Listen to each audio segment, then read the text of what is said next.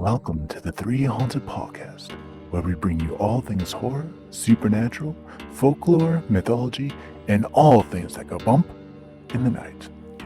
What's up, everybody? This is your co-host, Ashley Lunar Goddess, Gorilla Girl filmmaker and horror-loving cinephile.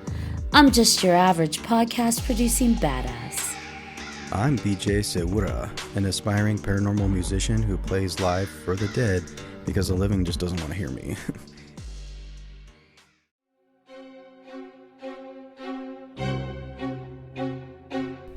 The Dead of Winter Horror Network and Nick King from the 508 Productions invite you to endure the most terrifying immersive experience in all of podcasting. Beneath the Red Umbrella, now available wherever you listen to podcasts. Beneath the Red Umbrella, when the snow falls, the killing season begins.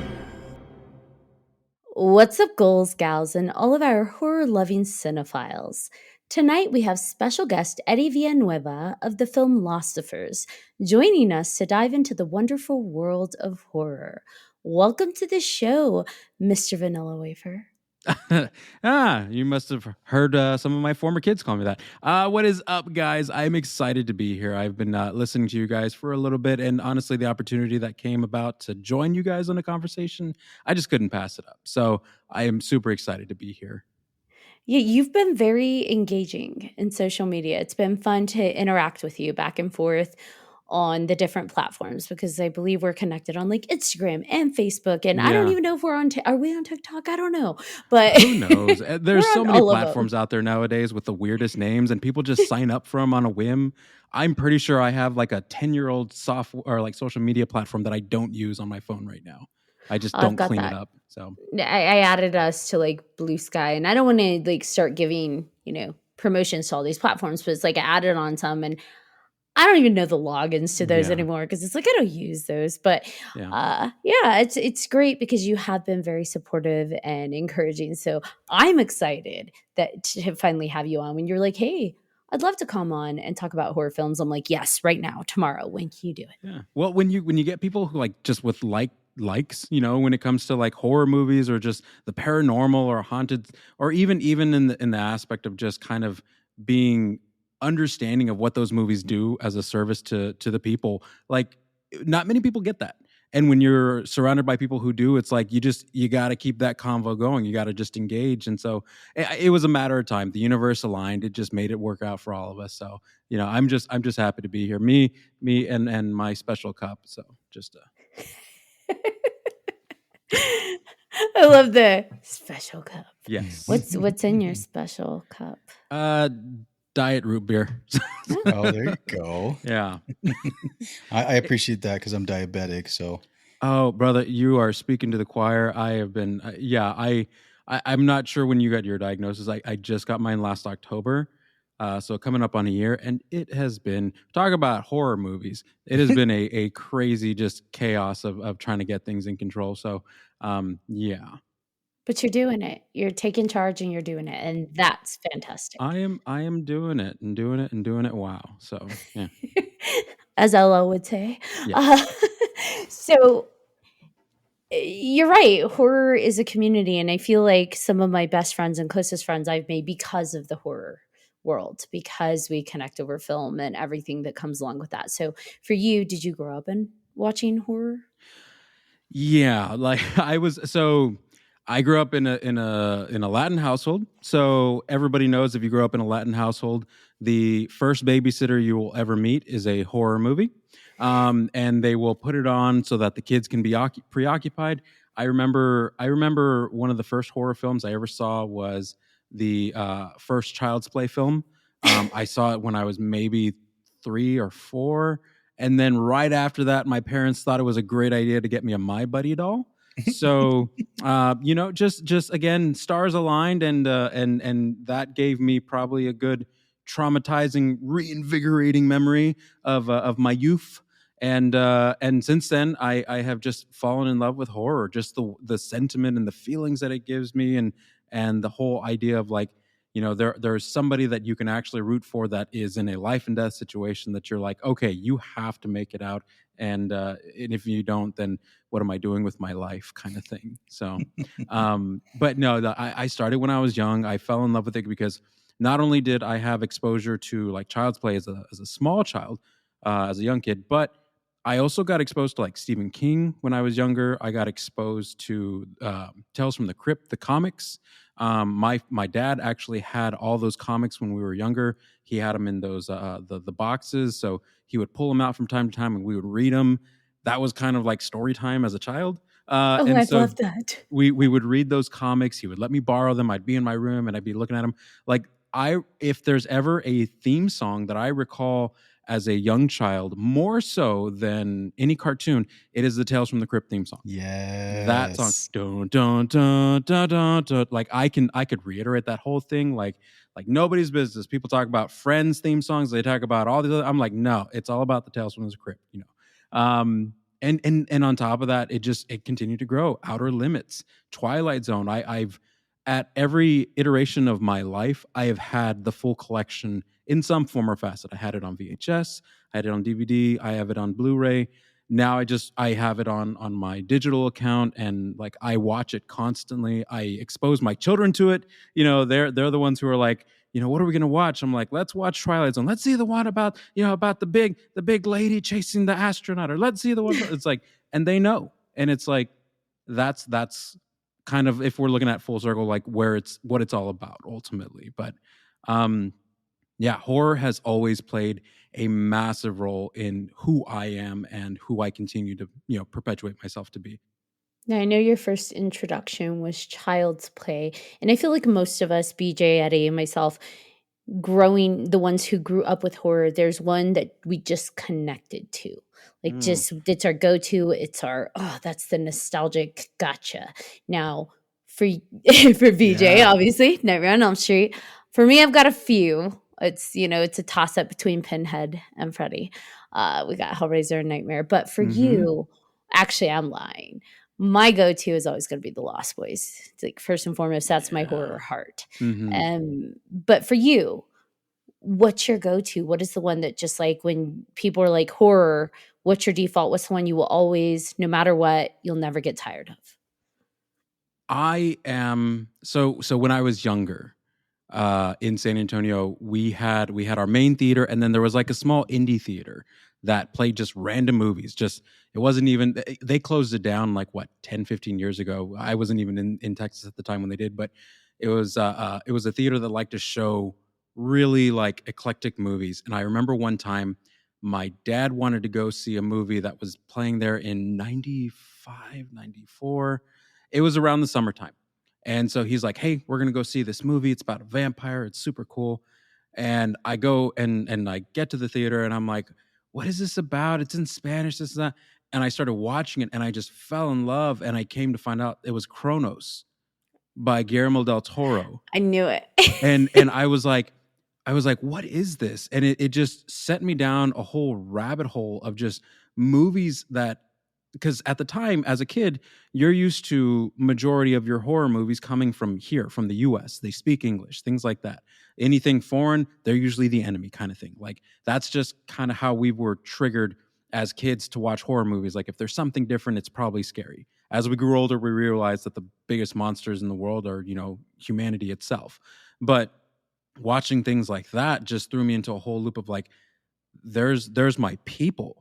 And my people are making movies. And not only are they making movies, but they're making horror movies. And they're making good horror movies too.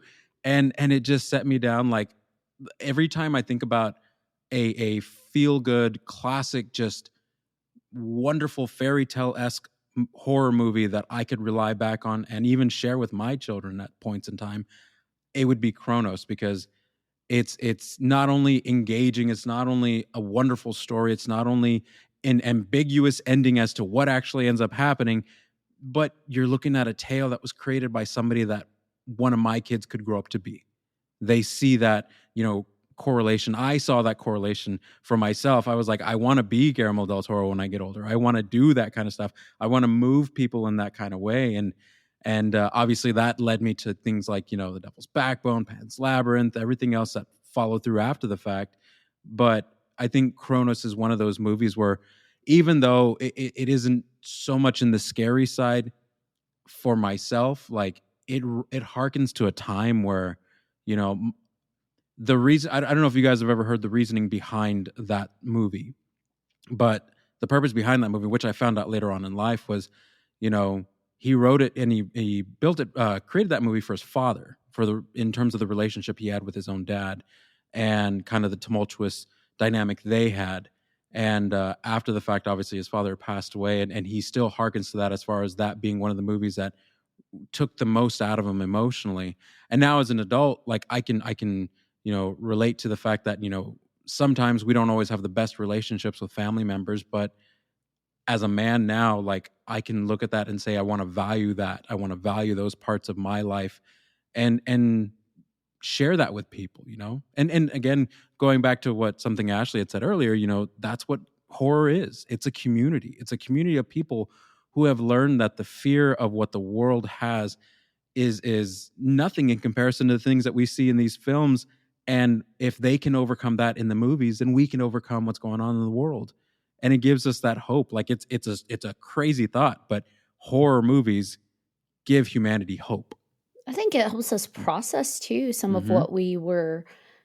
I don't know how to say it other than a lot of us who have straddled multiple worlds, because if for some of us, like I'm assuming you, because you were raised in Texas, and BJ, you as well, you know, we still have our elders that are tied to a very traditional older culture that has a lot of the supernatural ingrained in it. At least for me, you know, we have the curanderas, we have the folklore of things that are terrifying, but then you have the younger generations like us that also are part of we're straddling a different world that's very American, modernized, less tied into the folklore and the ancestry that we get from, you know, our Latin roots. And I'm trying to think of the best way to say it. My words are failing me. But it's this idea that's terrifying, because what we're exposed to, for example, in school, isn't necessarily what we're learning at home in culture, in religion, in Yeah. spirituality. And that can be scary. So I feel like oftentimes these movies really take that discomfort and that fear and that unknown and bring it to surface, maybe for the filmmaker to process, but also something for us to process. Because there is, I don't know if you've seen it, but there's one out there called The Old Ways. Mm. And that's phenomenal. And it really Mhm. tackles head on like the curandera. For me, it was a little bit more brujeria, but they put it under the guise of like the curandera. Yeah. But terrifying film.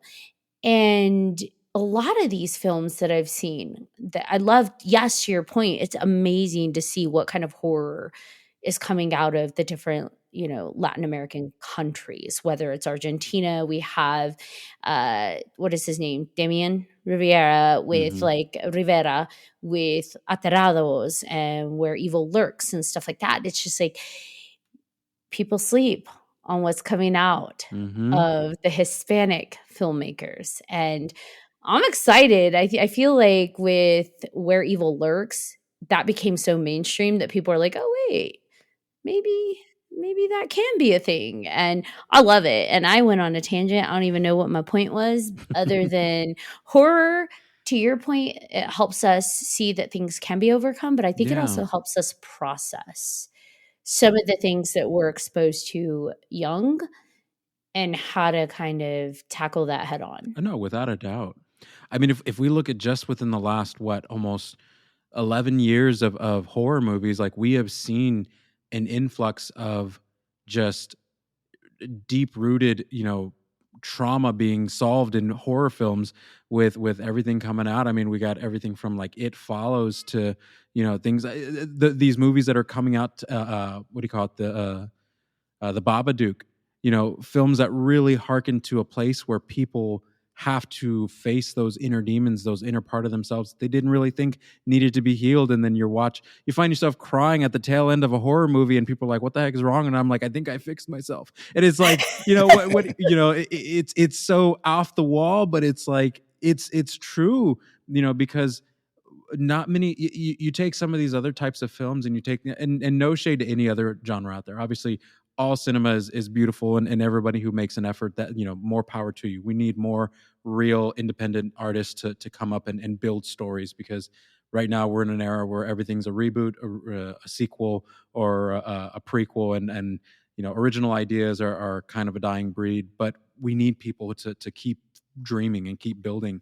Don't be afraid to tell your story. Exactly. And you take a look at like some of these horror movies and the thought process that went into some of these things. Like, who would have thought creating a film where a woman has teeth in her vagina would make for a film that people would actually see and help them process through that time in their life. I mean, Ginger Snaps is another one that people slept on for years, until as of late, within the last like 5-6 years, people are starting to really realize these are substantial movies. They're actual films with heart behind it when you pay attention.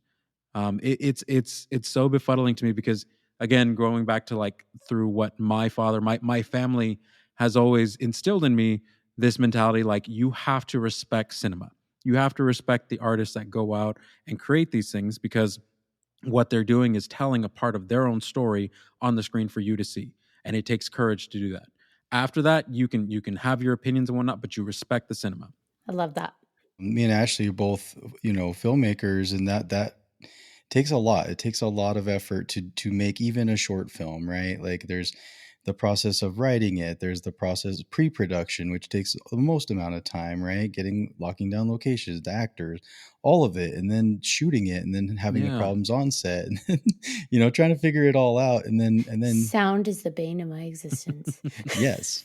And so, but yeah, I mean, you got to respect what they're doing, because it is art. And I think it's the type of media, like, it's my favorite type of medium, right? Like, and obviously horror being, Yeah. way up there, but like, obviously I am a big fan of music, and music, I grew up soundtracks. Like, that was kind of my big thing, was jumping into soundtracks for movies, because I was like, oh, I love this movie so much. Why do I love this movie so much? And then I go to listen to the soundtrack. I'm like, oh yeah, it's because they did their homework and they were able to get these songs that made this movie work. Which is why Sinners, we've talked about it so many times, is such an amazing movie, for so many reasons. And you talk about, I'm glad that movie came out and was as so successful as it's become, because it was original. There are ideas that can still be out there that, can make a lot of money. And not that that's what it's about. Yeah. But yeah, no. It's funny you mentioned Sinners, because we had that conversation on our show, and I loved Sinners. I have no hate whatsoever. What I had issues with were some of the people who were coming out of it and it's like, oh, this was just like this, or this was just like that. And I'm like, you're missing the point. Like, you're completely missing the point of this movie. Like, this movie is not you're not supposed to experience this movie and then walk out and say, oh yeah, I've experienced this before. This is a brand new experience. This was something that we all had been hoping to finally see in cinema. The juggling, if you will, of not only creating a character who is, an actor who's both playing two characters at the same time, but also building this story around lore. They're cousins. Nah, we cousins. You're building this story that's based around like folklore and just the sentiment of the South, and you're building all of these cultures into this like pot and stirring it so much, and then you incorporate the musicality that's incorporated to it. Like, you are building this huge powder keg to just pop off that we get at that climactic point in that movie. And it's like, it is a wild ride that nobody ever wanted to get off when that movie ended. Like, quite seriously, like, there were people in my theaters that were still sitting all the way through beyond the credits, like hoping something else was going to come up, because it was so wonderful. It was such an experience. I remember I took my oldest, and she and I, or actually, no, I'm sorry, we rented it, and we were watching it here at the house, and she saw it, and she was just in awe. And the movie ended, and she was just sobbing in tears, because she was like, it was so beautiful. It was amazing. And I'm like, yeah, this is what original cinema looks like. And yet on the back end, like, one of the things that frustrated me as well was like, you had critics and you had reviewers who were like, well, Ryan Coogler was, this and that, but it was okay, was this, or, we're giving Ryan Coogler too much credit. I'm like, dude, this is an original idea. This, like, where's your film? By all means, show me what you got. Like, I have no problem sitting here and waiting for that critic to come and show me what they were going to do that's so much better than what was presented. That is one of my frustrations when I hear people compare Sinners. Well, it's a lot like this film, or it was like that film, because for me, it's like, it's not like any other film. And I think people oftentimes they need to put things in a box. They have to categorize things. So they're just like, well, what? And I don't think they do it consciously. It's just like, it has to be categorized. So it's like, oh yeah, well, it was a lot like that, or a lot like this. And it's like, or it's its own category. It is now its own new creature, and that's okay. Yeah. A lot of people think horror, I feel like in anything, but especially horror, because I feel like this is the genre where it has more freedom to be what it is and make new rules and make new creatures and new worlds, or take a creature and make new rules for that creature in a whole new world. And because of that, I think sometimes that can be a struggle for people, because they're like, well, no, this is the genre. This is the way it has to be. This is the way it always has to be. And it's like, no, it's ever evolving. It can grow and expand and be more. And what it looks like now is going to be way different than what it's going to look like in 20 years. Hopefully we have new content and new creatures and new stories. And that would be beautiful and amazing. And so for me, I think that it really comes down to people just want something to be finite and categorized. And horror is not that. And it will never be. And that's the beauty of this genre, in my opinion, because a lot of what you're talking about, like the trauma and the things that people are taking from, like, what is that movie called with the vagina teeth? I think it's called, isn't it Teeth? Teeth? Is it Teeth? Yeah, okay. Teeth. Okay. So Teeth, for example, that relates very directly to assault. Yeah. And there are so many of these movies that it's speaking to some true trauma that happens in real life. But the beautiful thing with horror is it doesn't have to hit it head on the nose. It doesn't have to be a Lifetime movie or a drama, because we can take these traumas and literally transform them into a creature, into a monster, and then face that monster, conquer that monster, defeat that monster, which is why I think it's even more powerful in a horror movie when there isn't a happy ending. In drama, they're like, okay, we can take that. But I feel like that's why it's so much more impactful in horror, because we are taking those traumas, taking those heartbreaking moments, creating creatures, monsters, horror scenarios out of that. And so then it's extra heartbreaking when the hero doesn't win, because it's like, oh, the trauma won, the pain won, we couldn't overcome. And that to me is just, I don't know. I love our genre. And yes, I consider it our genre. No, without a doubt, without a doubt. Like, I think when you think about, like, in terms of that, where the ending isn't so cut and clean cut and dry. Like, you look at, like, Let the Right One In.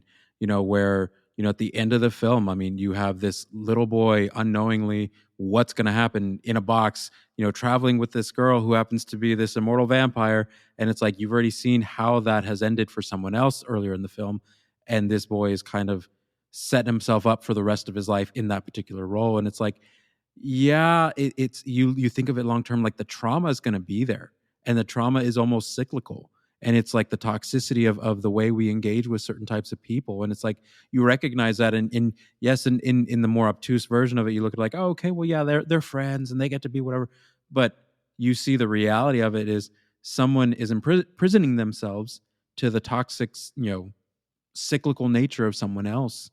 And how often do people see that in their day-to-day lives and not really realize it? But we look at film and we're like, oh yeah, that's this complex thing, or that's this interesting thing. And it's like, I'm trying to show you for a reason. Pay attention. And it's like, oh, you talk about me? And it's like, yeah, we're talking about you. Like, you got 3 baby mamas and you're still dealing with it. Like, it's like, this is the situations where we make the opportunities where horror just happens to open the door for these kinds of things. And it's the reality of life. Like, I joke about it, but it's like the reality of where most of these movies fall in. They are made to create the dynamic of either you learn to swim or you sink hard.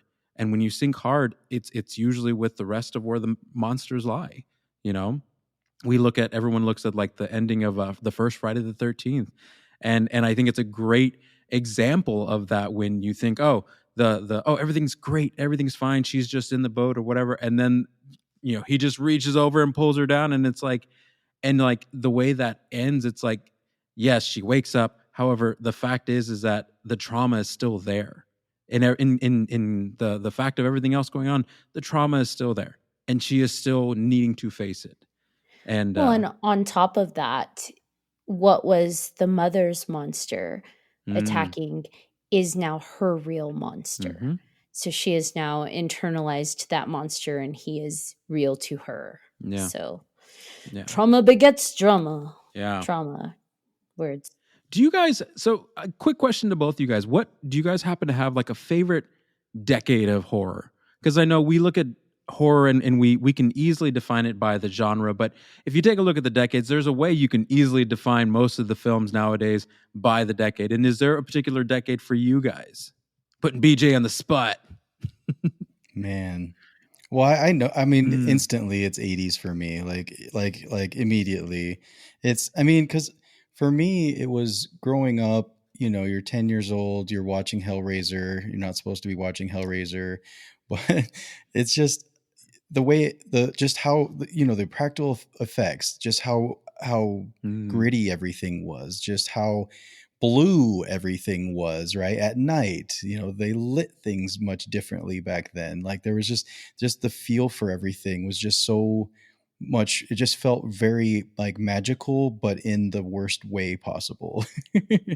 and the most fun way possible too. And you just, I don't know, it was kind of like a taboo, but that's what made it fun, but it was also scary, and it was also, it triggered your imagination in a way that doesn't happen as much as you grow older, right? Because you lose a little bit of the magic, because your imagination is maybe as wide open as it ever is as a kid, maybe, or at least that's how it felt for me.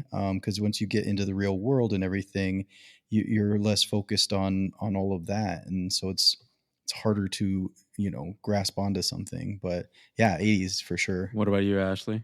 Oh, it's the 80s all day, every day. I think as kids, we were able to suspend, the disbelief easier. We were able to go all in and fully experience a movie. So being exposed to those 80s films at that young age, I think we internalize and carry more than the ones that we're exposed to as adults. And as young as we are, and some of the themes we're maybe not able to capture, it still leaves that impact. And as we get older, rewatching those films, it's like, how the hell did I miss that context? And yet it's still ingrained, right? It's still ingrained. I want to watch that. I want to consume it. There is a connection to these films. And I don't know if it's because it's the age we were exposed to them, because our minds are still developing, or we were able to just fully dive in. I don't know.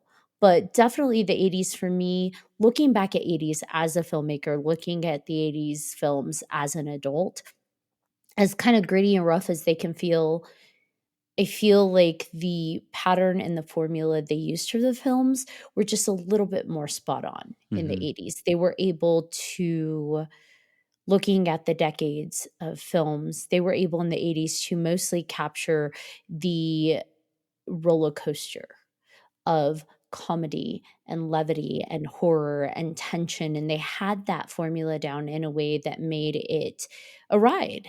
It made it an adventure to watch those movies. I feel like in the 90s, they started to become a little bit more preoccupied with like, let's be sexy. Let's make horror sexy. And then the early 2000s, it was let's be moody and sexy and like serious, and it wasn't as fun. Yeah, my biggest issue with the 2000s is like a lot of it is just a lot of them are remakes.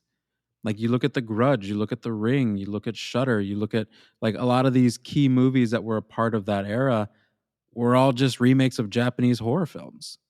Like It's like, dude, you Yep. could have just redistributed the original movie, but sure. I want to see Joshua Jackson take pictures. Why not? You know, I will say this though. As much as they did, like, the 2000s felt like a regurgitation of things and a very watered down, Dark Waters, anybody, version of their originals, they did give us something we didn't have before, and it was glimmers of horror that could be absolutely terrifying. The early 2000s gave us the fast zombies with Dawn of the Dead, even though it was, a reboot, it was zombies in a way we hadn't seen them before. And it gave us 30 Days of Night with the terrifying non-sexy vampire to counteract, Yeah. Dracula 2000 and the Virgin Records sexy vampire. And that was also vampires in a way we hadn't seen them. Completely terrifying and monstrous. And so it gave us a glimmer of what horror could be, but definitely it was still trying to be cool, in my opinion. And it's like, we don't need to be cool. Yeah, no, 100%. Because I mean, that was also around the time when we got like 28 Days Later. That's when we saw the buildup of that and the reemergence of the popularity of zombies. It's also kind of the era that repopularized found footage. We had gone a little bit of time until what was that, like 2007, 2008 with Paranormal Activity. Paranormal Activity kind of re-brought that whole back into the forefront. I'm not a big fan of the whole jump scare era of that particular time frame, but I feel like good methodical horror doesn't need jump scares. But at the same time, I'm not going to yuck anyone's yum. What do you think? What do you guys think are what do you think are some of the biggest misconceptions when it comes to horror movies? Like, I know us three here, we get it. We completely understand it. Like the recognition of its benefits, the recognition of its artistry, the recognition even from your guys' perspective of what it takes to build something like that, what it takes to birth something like that. But even from your guys' perspective as filmmakers, like, what do you think are some of the biggest misconceptions? It's the devil. That we're like evil, heartless, demented people. I mean, we might be, but it's not because of horror. No, that happened a long time ago. So. Right? That is long before horror came around. I used to wonder why my crib used to have a pentagram inside of it, but it's okay. It is what it is. No. I wonder what my grandma used to pray over me. No. No, honestly, I feel like horror has become mainstream and more accepted, so there's less misconceptions about horror. People are just usually like, yeah, it's just not for me, but they're not as judgmental. I feel like growing up, though, when we did, because I feel like we're probably around similar age ranges, growing up as a preteen and teen enjoying horror had a different connotation. People thought we were dark goth freaks. And not to say a goth is a freak, but like all of those are dark, goth, freaks, the devil. I mean, I actually had a friend whose grandparents didn't want us to be friends because she said I was a witch because I liked horror movies. So again, there was different misconceptions at the time, but I think it's changed. Nowadays, I think people are a little bit more accepting, even if they don't like horror or understand it. Like understand why people enjoy watching it. I think that people are less judgmental about those who partake in horror. I think a lot of it is the gore factor, right? Everybody, when they think of horror, they think, oh, it's a bloodbath. I don't like to watch people die. I don't like to see people being tortured. I'm like, no, like like horror isn't all about that. Like there's so many subgenres. There's so many different things. Like you could watch a horror movie and there'd be no blood whatsoever and you get a kick out of it, right? There's plenty of those. Like, and people don't realize there's something for everybody, even if you're not into it. Like my cousin, she loves musicals, that she'll go to all kinds of Broadway shows and everything, and she loved Sinners. And I'm like, yeah of course. It's like, I mean, that would make perfect sense. Like someone who loves musicality, a movie that has musicality. I mean, hey. I say that, though. I've invited listeners before. If you don't like horror, shoot me a message. I guarantee you tell me a bit about yourself, I can find you a horror movie that you would resonate with, you would be okay with. Yeah. It's about what speaks to you, because I don't think there is any person out there who 100% loves every single horror subgenre. Yeah. I don't like body horror. But that doesn't mean I judge it. Like, I can't believe you guys. I mean, sometimes I do. I judge you. But it's just not for me. There's certain things that I like aren't palatable to me. And other people are like, I can't believe you love vampires so much. You're weird. And I'm like, yeah, I know. Right? No, I totally get it. Like I feel like the thing that we're up against when it comes to recognizing what we love as horror fans is just a unfortunately a dying mentality that continues to thrive in the most least of spaces, where that old hat mentality of, oh, it's kind of what BJ mentioned, like the satanic panic, if you will. Like, oh, if it's got, horror in the name, then it's probably got something to do with the devil. Or, like, I don't know about you guys. I as much as my family introduced horror into my life, we also grew up in a religious household. And so some of that mentality was like, it was contradicting, like, oh, we love Jesus, but let's go see the, Freddy's New Nightmare kind of thing. And so it was like on a given Sunday, we were like, oh, we're not doing anything. Let's go see Event Horizon. And it was like, we just got out of church. And like, okay. Yes. And so it created that mentality of like, yes, there are people being exposed to that. There are people who will just carry that mentality of like, no, because if you let it in, then you let everything in. And it's like, what am I letting in? Like, what am I doing that is inviting something? And if I'm inviting something, then that's technically my choice. I'm not impressing it on anyone else, And I feel like that's just that mentality that seems to continue to, as much as we try to push it down and there's more forward thinking people, it's still prevalent. It's still there. And even more so nowadays, where folks are a little bit more conservative at times and they're a little bit more vocal about things. Like they'll mention like, oh, that's we don't watch that. That's just the devil stuff. And I'm like, I bring this up because it's funny. I just saw, and I think it was yesterday, that they announced that they are moving forward with the sequel to The Passion of the Christ. And it's like, The Passion of the Christ 2, Electric Boogaloo, whatever. Like I'm not too sure what it's going to be, but they posted the teaser thingy-esque for it, and I'm like, great. Now we're going to have a lot of people who are going to show up and be like singing songs in the middle of like the lobby while I'm trying to go see, something else, anything else that's horror based. Now I got to deal with this. Like, the fact is, there's still a market for that. And if there's still a market for that, that means that there's people who still carry that mentality. And again, why do you need to make 3 movies about that? Like, he's not going to die and come back again. Like, what else? You need one for the Father, the Son, and the Holy Ghost. Come on. It's a Trinity. Got it. Yeah, you got to have the Trinity. It's holy in horror, and it's holy in Trinity. And he comes back and he's Keanu Reeves, and he's like, I'm back. I'm back.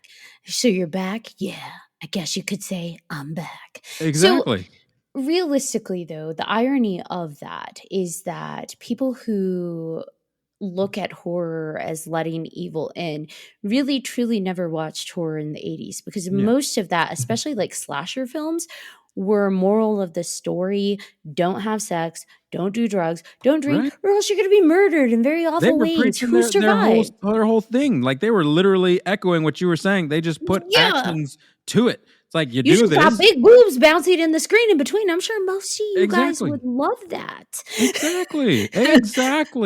And they were wearing a cross, so it's all good. And then you have, even in the 2000s, that came back. That moral of the story, don't do that. Lesson, the morality horror films came back with It Follows. Literally, this thing is infecting everybody who has sex. Yep. Like, it's a sexually transmitted it's a manifestation of STD. Yeah, like it's a manifestation of a venereal disease, but there is no cure for that, which, okay. Again, just kind of further pushes that along. Yeah, unless you pass it along. Yeah, no, absolutely. You want to talk about a demon dick. But look, I just say, it's... Stop talking about fantasies, Ashley. Sex with demons. Tune in for that episode in season 6. It's come up before. Or should we call it season 6? Come up again. I don't know. Sounds like you got your whole theme for season 6 already. Just it seems done. Season demon sex. There you go. So no, it is funny. It is ironic when people say how dark the horror genre is and how we're letting evil in, and it's just so bad. And it's just like, really, do you know how many of these films are about overcoming evil? And what happens to you if you do bad things, or you're what is considered immoral, which one might argue is not really that bad. However, storyteller chose that to be bad. But yeah, so for me, it's just like, well, if only they realize it's actually preaching more of what they think. Yeah. You would think if a preacher at that point in time had actually walked into a theater and like, I just talked about this on Sunday. You know what? We're going to play this next Sunday. We're going to play Friday the 13th in our theater, in our service. We're just going to, Right. let's just do that. Like, how Cut much to more? this scene. This is Exactly. what happens to you heathens. Exactly. See? Arrow through the chest, all that kind of wonderful stuff, just that's what churches need. An arrow through the chest. Let's talk about good horror. What's some of your favorite good horror? Favorite good horror. Switching from this, um, We're going to switch. I would honestly have to say, like, some of my favorite horror has got to be, well, I mean, if we're looking at entirety here, Nightmare on Elm Street is one of those top films that you just can't beat. The first time you see it is always the best time to see it. Like, this is one of those movies where you're kind of showing a friend who's like, oh, what's the Freddy Krueger movie? And you're like, oh, it's Nightmare on Elm Street. Let's watch it. You are glued to watching that person watch that movie for the first time. And you're like, all the beats. You're watching them. Like, how the hell did they put this woman on the wall? Is that Johnny Depp? Like, all those same moments that you had when you saw it the first time, you're like, yes. It's one of those movies. Another one I absolutely adore, and I don't think it gets enough love, is Candyman, the first Candyman.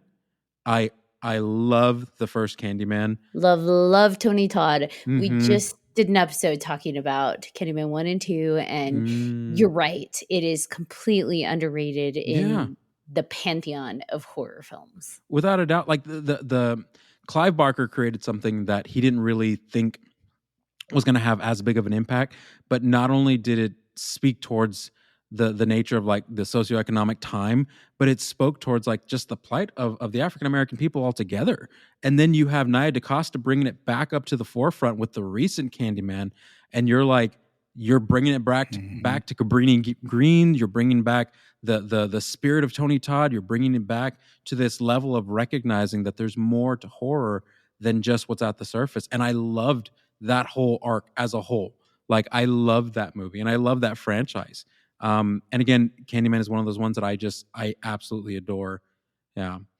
We just talked about both like Nightmare on Elm Street and Candyman, and we talked to we had somebody on that had just watched them for the first time, and with Ashley, that was the way that I like to watch movies over and over again are with people that were watching it for the first time. Like you just said, they're shouting out all these things, and you're like, yes, you're enjoying it for the first time with them, and it's so much fun. That's the best way to do it, right? Yeah, and I don't know if well, I know, with when it comes with kids, like being able to share that, like my oldest, every time there's a new horror movie that I've remembered, and I'm like, oh yeah, like we just recently saw The Stuff, and she's like, what the heck is that? What the heck is that? And I'm like, all right, Cardi B, I get it. You're confused, but still, we need to, watch the movie. And she's like, what is that? I was like, I've been doing that with my daughter. She's 14. She's going to be 15 soon. And she, in my opinion, has reached a maturity level where I feel I can kind of start showing her these and not completely screw with her. There's certain things she has seen. I just kind of try to, because I'm going based on, I watch them and kind of based on just where their maturity level is emotionally, mentally. I try to kind of match that. So they've seen, probably before she should have, they watched like the Predator movies, the Alien movies, and they loved those. And now I want to say, like, I've just kind of, like, she watched The Lost Boys and Halloween, but now that she's a little older, I've started showing I watched to see how she kinda tolerated it, and she did really well with that one, and so then I've been introducing her to, like, the Insidious series, and recently yesterday, I watched Candyman 1 and 2 with her. She loved it. nice. She absolutely loved it, but to your point and yours and BJ's point, I watch her watching it. And it's just like watching her with every beat and every kind of emphasized moment was amazing. But I'm also proud as a mom. Don't judge me too harshly, but she heard the theme, "Da-na-na-na-na-na," and she's like, "Why are they playing Tupac music?" And I'm like, "Not Tupac, but I love the association." I love the wheels that we're turning there. So keep it going, keep it Yep. going. Yeah. And it's a part of that, like watching your kids engage in something that means so much to us, and recognize the personal attachment, and them creating that own personal attachment that they have. Like when my oldest was when she was 11, she was accidentally introduced to the first It film. Um, so it became a situation where I kind of had to backtrack. I'm like, all right, we're doing this now. I was hoping a little bit more time. So we went through the books. We started talking about the different elements of Stephen King. I made sure she knew and recognized and respected the source material of where a lot of his works came from. And then when the second one came out, we were like, when you're ready, we'll go see it. So, she was like, opening night, let's do it. So I'm like, all right, if you're cool. And we started building from there. And it's gone from like there to like now, right now, as we're talking, she is spending quite a bit of her time, because she works at a library. I'm not going to say which one, obviously, but she works at a library. And so in her free time when she's there, she looks up, like she's into right now cosmic horror. She's wanting to Oh, build okay. like Ooh. her repertoire for what she knows about cosmic horror. But she has spent so much time. She's like, Dad, we got to do a whole era of like Japanese horror. I want to do a whole era of like Korean horror. She's like, I Oh, want to I I want to love where know her head's more. She loves Guillermo del Toro. She loves, like, one of her favorite foreign horror films is Record, the first one. And she's like, I loved it. It was great. It was gritty. It was absolutely like mind jolting as to how everything went in that movie. Not Quarantine, Record. For anyone who's uncertain about that one. And yeah, like building that. And right now, my youngest, who is she just turned 11, um, she's a little bit more timid, but she's traversing into, like, I have the full collection of the original Goosebump books. So we're starting with number one, and she's going through it, and we're talking about like the different elements and things that scare her and things that she feels good to watch, and how does she feel about this type of creature, this type of monster. And my 18-year-old is like 18 turning 19 next year. My 11-year-old is like 11 going on 30, because she's like, all right, I'm gonna get a job next week, we're gonna do this. My oldest is like, yeah, I'll stay at home. My youngest is like, hey, can I borrow the keys? I'm gonna go and hang out and do whatever. I'm like, you're 11, you go back to your room, you have dolls right now. Just, you're okay. Relax. Go read a book. So yeah, I love that. Do you guys? I don't have any kids, so I don't know this, but have you noticed them, like with the Mhm. emergence of like Stranger Things and stuff like that, where it's from their own time, but then it triggers something in them that they're like, "Hey, mom, do you know something that's similar to this?" Like, have you ever gotten that from them? No, I feel like my kids watch Stranger Things, and they've never asked me if there's something similar to that. They tell me about it. I haven't watched Stranger Things. It just hasn't really piqued my interest, so I never got into it. But they watch it, they love it, and I will say this though, I am curious, like Eddie, our kids, it's fun to watch them watch our films because overall production value has gotten different. I don't want to say Mhm. better because practical effects to me Yeah. still far outshine Yeah. CGI. However, clarity and technical stuff tends to be a little bit more solid now. And so I always wonder, how are they going to receive the older films? Is it going to be too old? Is it going to stand the test of time? But I will say, so far, everything that I have shown them, they have consumed, and that hasn't been an issue. It hasn't Yeah. been, ew, that feels old, or oh, that was weird. If it is weird, it's because, wow, that's a weird story, Yeah. or oh my gosh, that character is terrifying. Yeah. But they've been able to appreciate it despite that. I think a lot of it is based in the value system, the value as that we as parents build. if we are sitting here and we're like, you know what, I remember when I read this book. I remember when this book made me feel whatever. I remember loving this character. I remember when I was so excited about reading the sequel to this book. I remember X, Y, and Z. You build up the value of that. Sooner or later, the value is going to be recognized, and it's going to be seen in like, oh, then it must be good. I should probably check it out. Okay, And I think a lot of that triggers as well when it comes to movies. I think the value of what the movie holds, the fact that we find enjoyment in it, means at some point in our DNA, there's a hope that it's going to trickle down to those youngins. Hopefully, it's not always a hit, but sometimes when it hits well, and it's like we create this environment where children feel free to express who they are, and they feel free to say that they like things and don't like things. And when we show them that these are the things that we like and these are the things that we treasure, and if you are wanting to share in that, you're more than welcome to, we create that openness for them to say, okay, sure. And again, like I said, not every hit is a hit. Sometimes it's a big old fat zero. But when it matters and when it really does hit, it hits well and it hits great.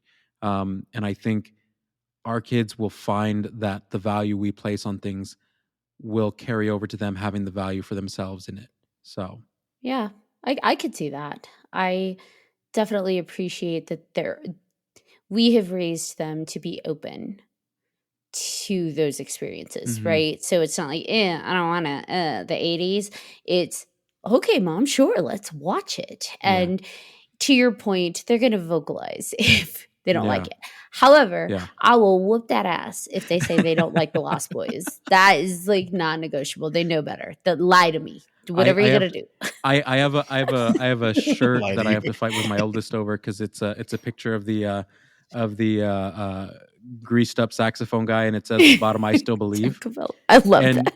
And she's like, "Dad, I'm gonna take that shirt." I'm like, "No, you're not." She's like, "I'm gonna take it."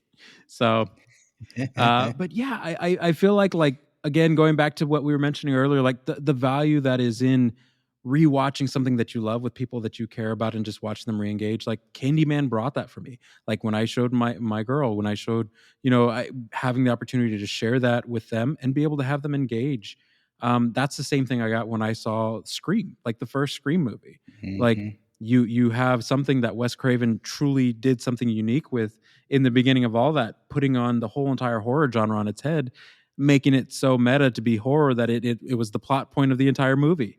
And again, in the theme of it, not being as scary as other movies, like it was a game changer. Absolutely. And the fact that, you can recognize the actual pivot point when the rest of the genre was like, oh crap, they showed how the sausage is made. Now we have to show everybody else how the sausage is made, but in our own way.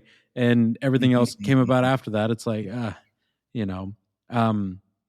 but I would probably have to say my most favorite, I guess, I wouldn't say horror movie, but it's a gothic tale, if you will. I'm a huge fan of Crimson Peak.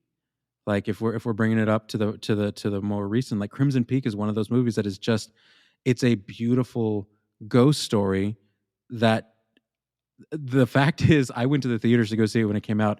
And there was so many angry people in the theater. They were so pissed off. They were like, what am I watching? What is this? Where's the show your boobs? Like everyone was yelling, and it's like, dude, relax. And there were people that walked out because the film marketed itself as like this crazy ghost story that happens in this haunted castle and blah, blah, blah.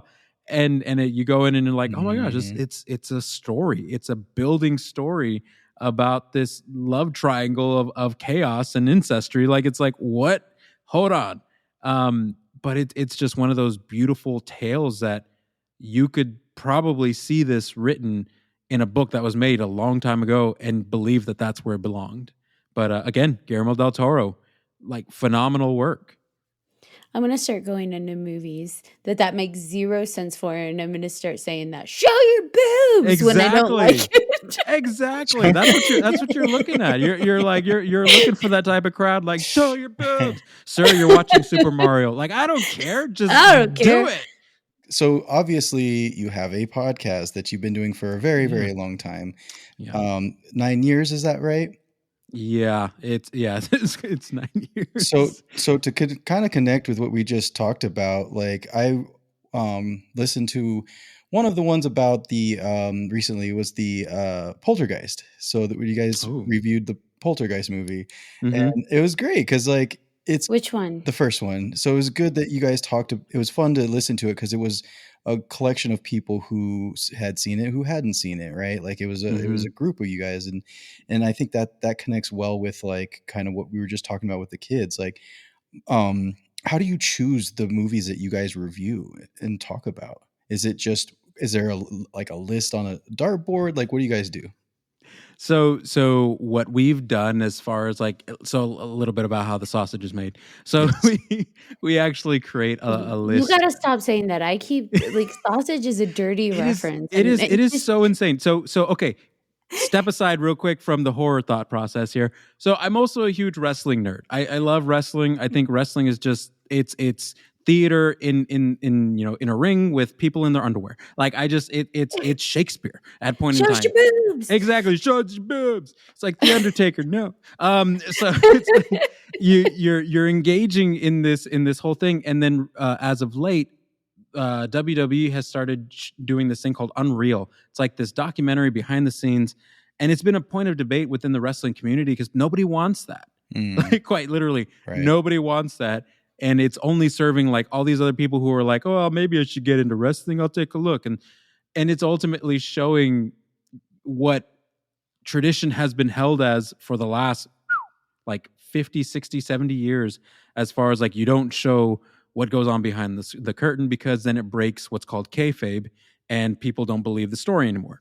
And so I was talking about it with someone and I got so heated into it that I just said, I'm like, man, they're showing how the sausage is made. And it's, and they were like, what? And I'm like, sausage. So that's kind of why it's been top of mind. So showing how the sausage is made has been, I think my boss is going to call me in tomorrow, but it's okay. Cause I'm employed.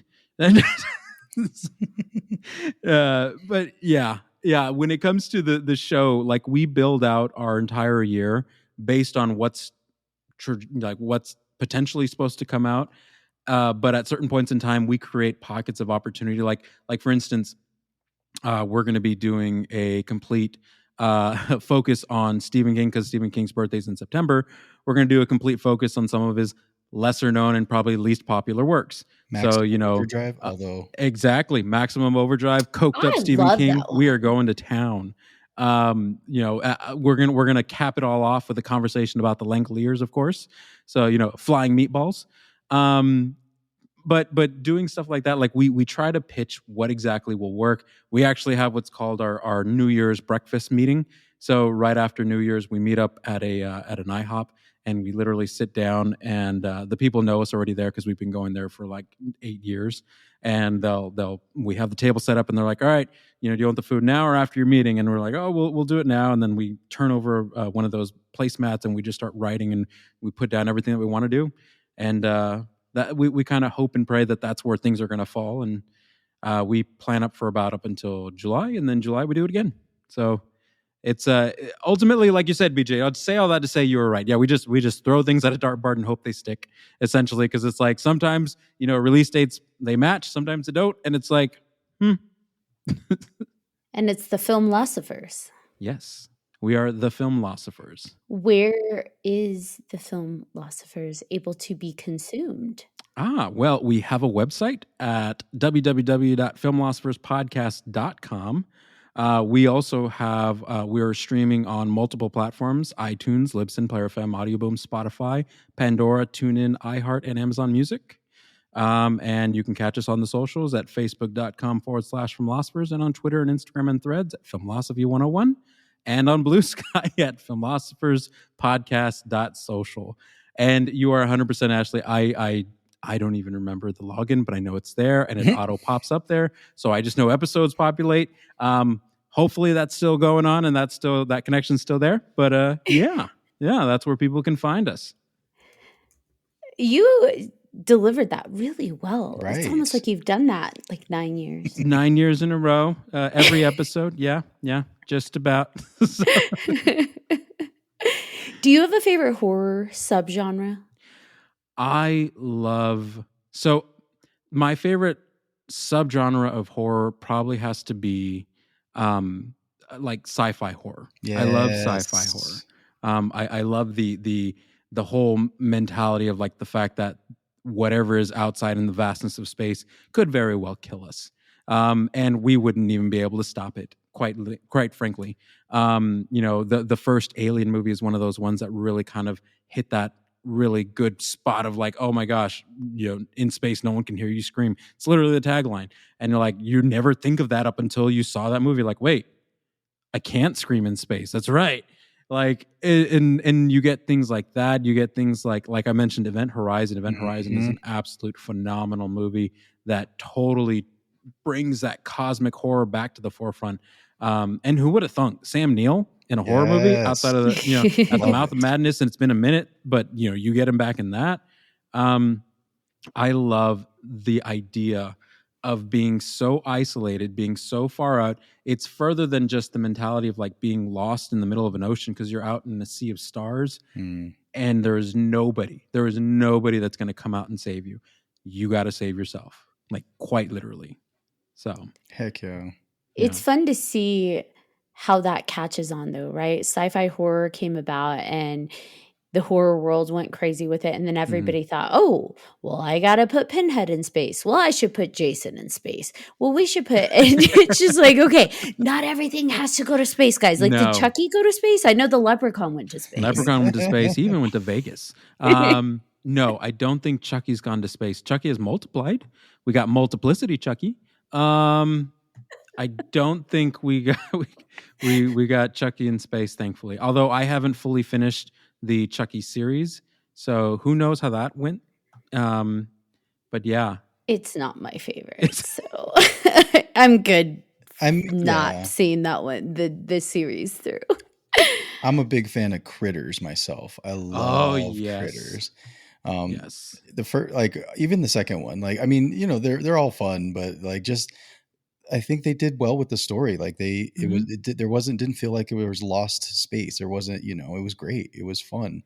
And it came after Gremlins, but it wasn't like, it didn't feel like it was like a remake or like, like a rehash. It felt like its own thing. I think that's why it survived and created more of those movies.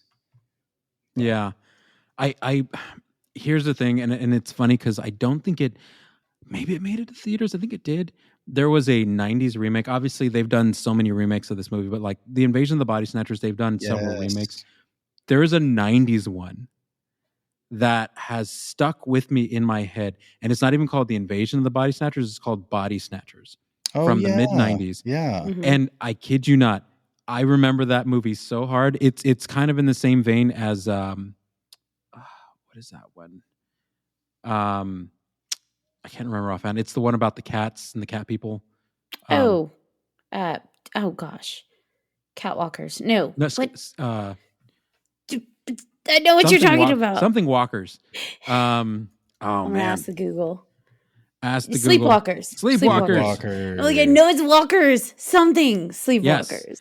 It's similar, kind of like how Sleepwalkers is, but the fact that there's a line that they use in the movie that's just so scary. It's like a stepmom who's like, she's already been invaded. She's the nature of how they do it in this one is a lot more like worms through the nose and stuff like that in terms of how they get it. And so the stepmom is the one who has been invaded first, and she like literally threatens her teenage stepdaughter, like, where are you gonna run? Where are you gonna hide? Nowhere, because there's no one else like you. And that line is so hard in the movie because it's like, you're a stepmom. You're not supposed to be doing this. Like, be nice. And then it rushes to the end, and the end does that same line, but it slows it down. So it's like, where are you going to run? Where are you going to? And it's like, oh my God, like it echoes in my mind. And I don't even know if that woman's still around, like, or acting right now. But like, if I ever saw her again, I'm like, your voice is constantly in my head. You terrify me. You terrified me as a child during the 90s. And so I thank you for it. But it's one of those movies that's always stuck in my head. That one, and of course, Sleepwalkers. Is Stephen King and his ancestry. I don't know what is up, but like that particular movie just was so weird, and it had a young Ron Perlman in it. It was so weird. And I think that song, the Enya song, was in that really kind of. Do you know which Stephen King horror, I guess, novel / miniseries that I really, really enjoyed that I think doesn't get enough love, but I think a lot of people thought it was horrible, but I loved it. The Tommyknockers. Oh, Tommyknockers, man, I haven't seen that one in a minute. Yeah. I was Early actually 90s. thinking about that the other day. I loved the Tommyknockers, and that one, I don't know why, but that one really got to me. And even now, it just like, if I think about Stephen King and which ones stood out for me, you've got the mainstream kind of big ones, but Tommyknockers for me is one that it's just like, oh, that one got me. I mean, the moment that kid goes disappearing on that table when he's doing the magic trick and he doesn't come back, I'm like, oh crap, you're gonna get your butt whooped. Like if it was in my house, like, where's your brother? Like, where's the chancla? Like exactly, where's the chancla? Like, no, I don't know. I honestly thought you were gonna say Storm of the Century because I love Storm of the Century. Did you ever see that one? I have not. I don't know. Oh, okay. Add it to the list. Here we go. So Stephen King actually wrote the screenplay. It's not based on a book. He wrote the book after the series came out. It was a miniseries on ABC, Storm of the Century. The guy who plays a character named Linoge, comes to this town and ultimately tells them that he says over and over, "Give me what I want and I'll go away." And the entire town is preparing for, obviously, a storm of the century. This massive snowstorm that's going to be coming off the coast because they're all from the bay. And so they're literally preparing for that. Mr. Linoge shows up. He kills somebody and waits for the cops to take him. And then he tells them, give me what I want and I'll go away. And I'll leave the rest to you guys because it is so good. And it is so, it's peak Stephen King. Okay. What's interesting is that character, that archetype reminds me a lot of like the character in Needful Things. And as well as the character from The Stand. Yeah. He's got this archetype he likes to thread everywhere. Well, I mean, so I didn't get a chance to finish it, but I saw you guys talked about the Flaniverse. Oh yeah, Flaniverse. So there's this thing that I call on our podcast called the Stephen Kingdom, which is this mentality, this overall proven thought process about how every character is connected in Stephen King's universe. We all know this. Yep. And so if you've read through like the Gunslinger and the Dark Tower series, you recognize that the Man in Black is the same person in all those movies that he's created all those other books. So Mr. Linoge, the man from Needful Things, the man from The Stand. He's also in the Mr. Mercedes series. He's also he is countlessly throughout all these stories. He's even in, to some extent, in the Monkey film, the one that just recently dropped. And I love that continuity of it. I love just that through line. But yeah, there's so much to dive into when it comes to talking about the Stephen Kingdom. That we'll be here for another hour. Sorry. No, I'm gonna add that to my list. I looked it up just now, and I don't recognize anything, so I don't think I've seen it. So yeah, it never went to theaters. It was just one of those made for TV. Like they didn't actually put any effort into creating VHS, DVDs, Blu-rays. Oh wow! Okay. It just happened to come onto digital within the last few years. Maybe in the last 9 years. I'm gonna watch it. Yeah. Yes, it is definitely fun. I mean, it's obviously got the whole made for TV vibe of someone gets this smashed in, but you don't know. You just see the little drops here and there. Okay, I'll use my wild imagination. Coked up Stephen King. Have you not seen Maximum Overdrive? Yes, that actually, okay. So I grew up in Texas up until I was about 14 in a small town. And so you go to every other small town and what do you see on the roads? The 1 lane each highways, 2 lane highways. You see little cars and big semis. there's always semis. And so when that movie came out and when I watched that movie, being that that's always what I saw on the road, going to different towns, it's like I was legit scared of these trucks. Yeah, it's one of those movies where it's been proven. Even Stephen King himself is like, yeah, I was coked out of my mind through most of this movie. The writing I did, it was mostly while I was on And coke. it was fun. And it was so great. fun. It's Yeah. completely just bonkers and wonderful. Like definitely worth watching. I'd watch it with the family, kind of thing. Yeah, I mean, it's fun and awful, and it's awfully fun, and you can't help but love it. So Mm-hmm. it's a good time. Gosh, this has been so fun. I mean, I feel like you said, like we could just go on and on and on about our favorites. There's so many movies as I'm looking up, like some of the Stephen King stuff, where I'm like, oh yeah, that movie came up. I remember that. Let's talk about that. But ultimately, what I'm realizing is we're just gonna have you on again. Yep, that's what it sounds like. Yeah. Eddie, do you have any final shout outs to any other projects or anything you'd like to speak more on? Sure. If you get a chance, check out. I also help out with a show on YouTube called Guardians of the Galaxy. A couple of my friends who we used to work at another organization, another outlet, and decided to put our brains together. They're a great show. Give them some love. And of course, just be on the lookout for the next great episode out of the Filmlosophers. Well, I'm really glad that you were able to come on and we were able to make it happen. I definitely going to blow up your inbox. That sounded like a threat, and it's not, to get you scheduled for another one for season 6. Hey, season 6. Season Got it. Demon Sex. Season 6. Demon Sex. BJ, do you have any final thoughts? No, I love reminiscing with people who are from our age group, our like family background. There's so much similarities and so many things to connect to, and it's you're not close by, but I feel like you're right here, and I love that. I love being able to just share that with people who have that same mindset, and just I don't know, it's fun. It just makes me feel like, like you said, it's a community. It's something that we can find more people, and that's the great thing. There's more people out there like us, and let's just find them. Without a doubt. I feel like, to that sentiment, it's like long lost family. When you find those common veins and common blood flowing through it, it's like, where have you been, kind of thing. And it's definitely the makings of great relationships as we move forward. So I'm honored to be a part of your guys' show today, and definitely I would love to come back and talk more horror. So again, thank you for having me on, guys. It was great. We all share the same horror heart, and love knows no distance. So look at me being corny. Anyways, I'm going to go ahead and bring us home.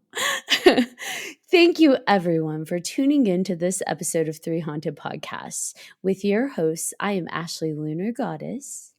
And I'm BJ Segura. Segura que sí. Do you have any questions, comments, or episode suggestions? Please email us at 300podcast@gmail.com. And if you haven't done so already, please like, follow, and subscribe to all of our social media. You don't want to miss amazing conversations like this one. Also, don't forget to check out 300podcast.com, where you'll find all of our past and current season episodes, as well as guest information and all kinds of awesome merch. Until next time.